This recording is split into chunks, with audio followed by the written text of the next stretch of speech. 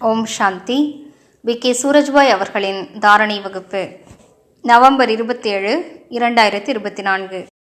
சுயம் பகவான் பரம சத்குருவாகி நம் அனைவருக்கும் ராஜயோகம் கற்பித்திருக்கிறார். நமது அதிர்ஷ்டத்தை பார்த்து சற்று ஆனந்தமடைவோம். சுயம் பகவானே நமக்கு படிப்பிக்க வந்திருக்கின்றார். மேலும் அவர் நமக்கு யோகத்தினுடைய ஆழமான கல்வியை கற்பித்திருக்கிறார். அவர் நமது உறங்கி கிடக்கும் சக்திகளை விழிப்படைய செய்திருக்கிறார். உறங்கி கிடக்கும் நமது சம்ஸ்காரங்களை விழிப்படைய செய்திருக்கிறார். நீ மிகுந்த சக்திசாலியாவாய், நீ பரம தூய்மையானவனாவாய், நீ இந்த பூமியின் மகான் ஆத்மா ஆவாய் என்று நமக்கு நினைவுபடுத்தியிருக்கிறார். நாமோ மறதியின் உறக்கத்திலிருந்தோம். பாபா நம்மை எழுப்பி இருக்கிறார். நாம் முழுவதுமாக விழிப்படைந்து விட்டோம் அல்லவா? எனவே அனுதினமும் காலையில் எழும்போது மீண்டும் ஒரு முறை தன்னைத்தான் விழிப்படைய செய்வோம். உறங்கியிருக்கும் நமது சக்திகளுக்கு குரல் கொடுக்க வேண்டும். விழித்தெழுவாய், நமது உறங்கி கிடக்கும் தூய்மையின் சக்தியினை அழைக்க வேண்டும்.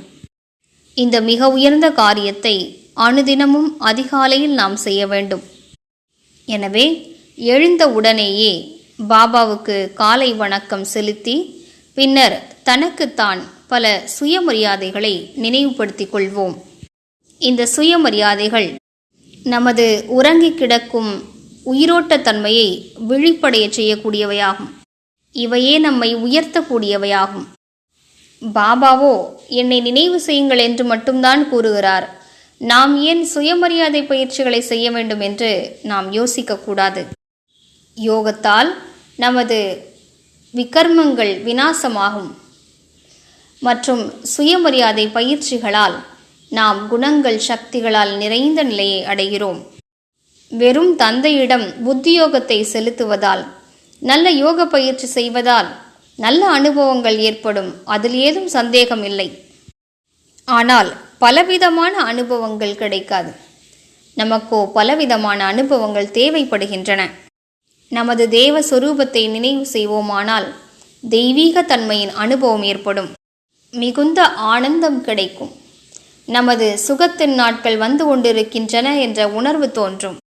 நாம் இந்த படைப்பின் ஹீரோ நடிகர்களாக இருந்தோம் என்ற மிக தெளிவான உணர்வு ஏற்படும்.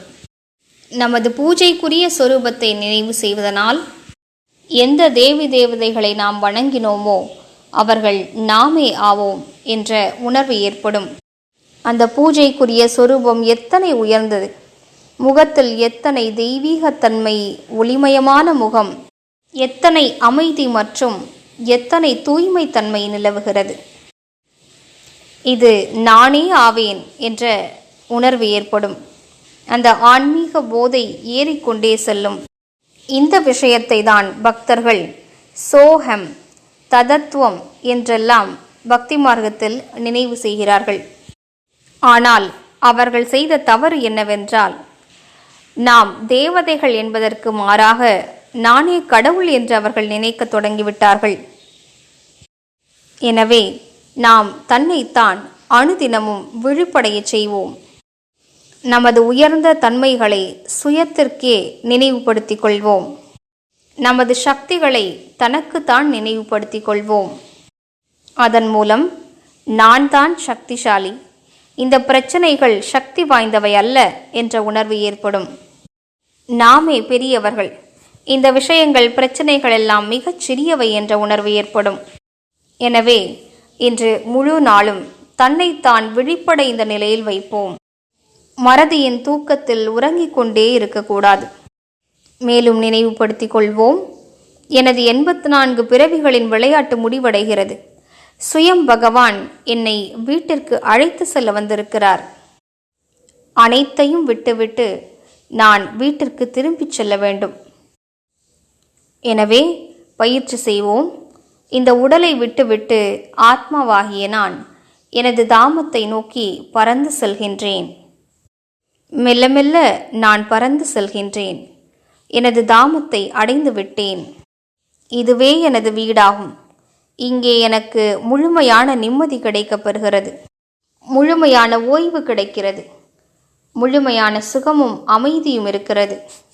சிறிது நேரம் அங்கே நிலைத்திருப்போம். பின்னர் அங்கிருந்து கீழே இறங்குவோம்.